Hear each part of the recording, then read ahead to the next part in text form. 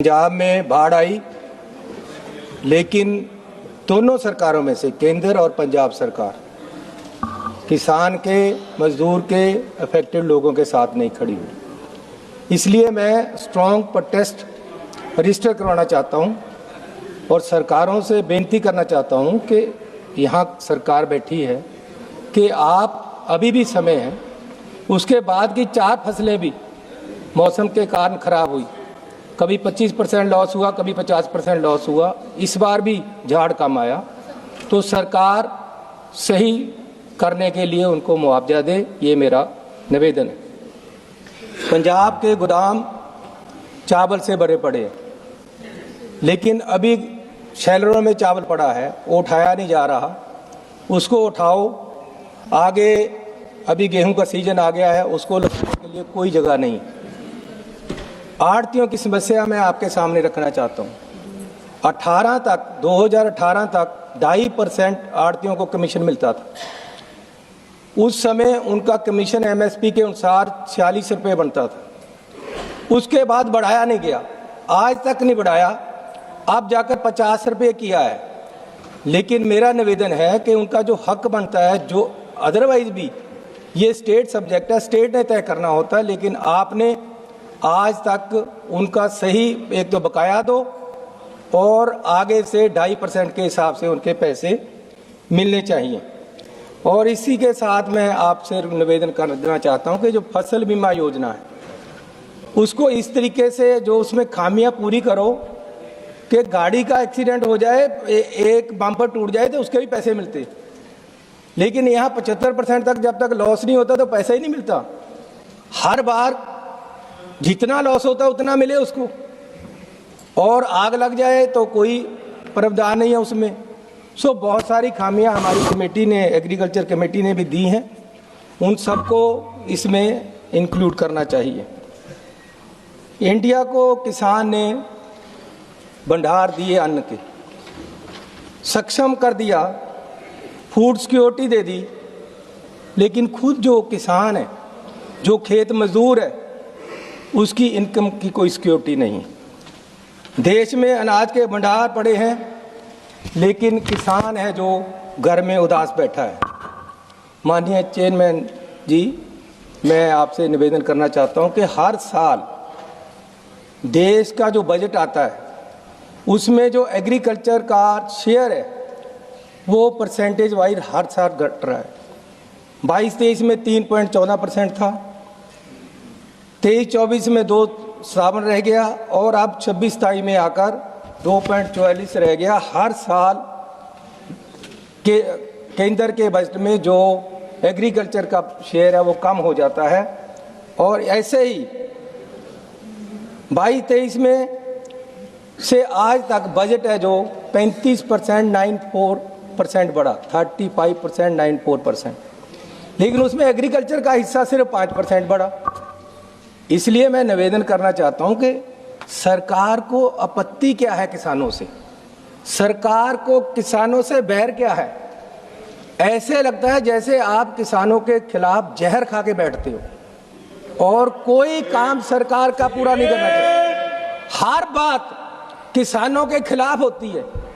आपने 3 काले कानून दिए, किसानों के खिलाफ दिए, एजिटेशन हुआ, वापस लेने पड़े। अब आपने ट्रेड एक एग्रीमेंट कर लिया अमेरिका के साथ, उसमें बिल्कुल ही कुचल दोगे आप किसान को।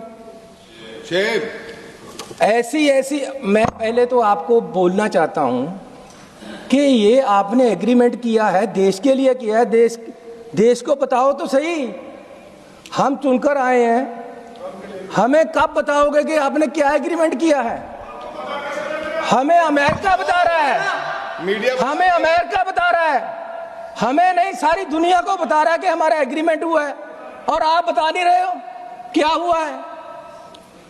अमेरिका के ट्वीट आते हैं कि जी 18% अगर हम भेजेंगे माल तो वो 18% लगाएंगे, अगर वो भेजोगे तो हम कोई नहीं लगाएंगे। क्या आपत्ति है आपको? आपको प्रेशर क्या है? आप देश को बेचने लगे हो, देश को उनके हवाले कर दिया है, और किसान के पेट में लात मार रहे हो। इसलिए मैं आपके कहना चाहता हूं कि अगर ये ट्रेड डील हुई तो किसान बैठ जाएगा, किसान नहीं बैठेगा देश की अर्थव्यवस्था बैठ जाएगी। मैं आपको रिक्वेस्ट करना चाहता हूं कि मेरा एक निवेदन है कि किसान के साथ साथ आपका जो डिपार्टमेंट है इसमें लेबर है जो उसका भी आपको मैंडेट होना चाहिए ताकि उनको भी कुछ मिले, उनकी भी व्यवस्था के लिए आप स्कीम लेकर आओ, उनका भी अगर दूसरा कर्जा माफ होता है तो उनका भी हो, उनकी वेलफेयर भी हो। आर्टिकल 43 भी कहता है कि एग्रीकल्चर इनकम, एग्रीकल्चर लेबर के लिए व्यवस्थाएं की जाएं, कानून बनाए जाएं, लेकिन नहीं बन रहे। सो मेरी रिक्वेस्ट है कि आपके मैंडेट में वो भी होना चाहिए। और एससी सब प्लान में जो पैसा आता है, जो ट्राइबल सब प्लान में पैसा आता है, एक तो हर साल कम हो रहा है और ऊपर से आप बचा देते हो 35%, 40%, जो खर्च ही नहीं होता। तो कोई ऐसा हो कानून लेकर आओ कि एक जो आपने पैसा रख दिया वो जरूरी खर्चा किया जाए, दूसरा पैसा खर्च हो जाता है, जो एससी सब प्लान में होता है वो खर्च नहीं होता। मैं आपसे बेनती करना चाहता हूं कि आज एमएसपी की बात है, आपने वायदा किया था कि जी आप एजिटेशन से उठ जाओ, हम कमेटी बनाकर ये निश्चित करेंगे कि आपको एमएस की लीगल गारंटी मिले, लेकिन आज तक कोई उसकी रिपोर्ट ही नहीं आई। कब दोगे एमएसपी? बाहर से ट्रेड डील कर रहे हो, उनका जो किसान है उसके पास इतनी सब्सिडीज हैं, उसको सरकार इतनी सपोर्ट देती है और आप हमारे किसान को उसके सामने निहत्था खड़ा कर रहे हो, जिसके पास ना एमएसपी की गारंटी है ना उसके कर्जे की माफ़ी है। एक मैं रैली में माननीय प्रधानमंत्री जी का भाषण सुन रहा था चुनाव से पहले, वो कह रहे हैं कि किसान भाइयों बीजेपी की सरकार आएगी, सबसे पहला काम ये होगा कि आपके कर्जे पे वो खत्म कर दिया जाएगा पहली ही मीटिंग में, और ये मेरी जिम्मेवारी होगी। मैं पूछना चाहता हूं प्रधानमंत्री जी, 12 साल में जिम्मेवारी याद ही नहीं आई? कब याद करोगे कि आपने वादा किया था किसानों से? कब याद करोगे कि आपने खेत मजदूर से वादा किया था? कब याद करोगे कि किसानों को वहां उठाने के समय आपने वादा किया था कि एमएसपी लीगल गारंटी होगी? लेकिन आपको ये वादे याद नहीं आते। मैं आपसे निवेदन करना चाहता हूं कि जो स्मॉल और मीडियम किसान हैं, उनके घर भी उतनी गरीबी है, वो भी गरीबी में जी रहा है, उसके बच्चे की पढ़ाई का उसको होता है कि मैं कहाँ पढ़ाऊँ, कैसे पढ़ाऊँ, पैसे नहीं। तो मेरा सरकार से निवेदन है कि जो स्मॉल और मीडियम क्लास के किसान हैं उनके बच्चों के लिए एक नेशनल स्कॉलरशिप स्कीम शुरू की जाए ताकि उनके बच्चे भी अच्छे कॉलेजों में पढ़ सकें, अच्छे स्कूलों में पढ़ सकें, उनकी भी बच्चे आगे आ सकें। मैंने पंजाब का एक वो देखा जो अभी पीसीएस भर्ती हुए, उनमें 5% भी किसान के बच्चे नहीं। कारण क्या है कि किसान को अपनी ज़मीन बेचकर अपने बच्चे पढ़ाने पड़ते हैं, सरकार की सपोर्ट नहीं मिलती। इसलिए मेरा निवेदन है, हमारी कमेटी में हमने ये रिपोर्ट दी है एग्रीकल्चर कमेटी की तरफ से, हमारे मेंबरों का धन्यवाद कि उन किसानों के बच्चों को भी पढ़ाया जाए जो अपने बच्चों को नहीं पढ़ा सकता। इसलिए मैं आपसे आगे निवेदन करना चाहता हूं कि जहां एमएसपी की बात है वहां कर्जे की बात है। एक किसानों के पास और पंगा पड़ गया, जितने नेशनल हाईवे पंजाब में निकल रहे और कहीं और, वो 15 फुट ऊंचे जा रहे हैं।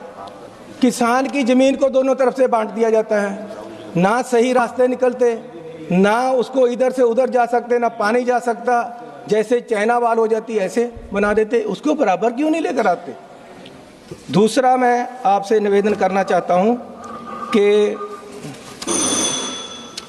भाजी अभी तो मैं शुरू ही हुआ था। हो गया, तो चलो माननीय मैं सदस्य, इसको पूरा हो गया समय, खत्म करते कंप्लीट हुए कर लीजिए आप। यही कंक्लूड करिए। कहूँगा कि किसान देश का अन्नदाता है। किसान ने आपको अन्न के भंडार दिए हैं। अगर किसानी डूबेगी तो देश डूब जाएगा, देश की अर्थव्यवस्था हिल जाएगी।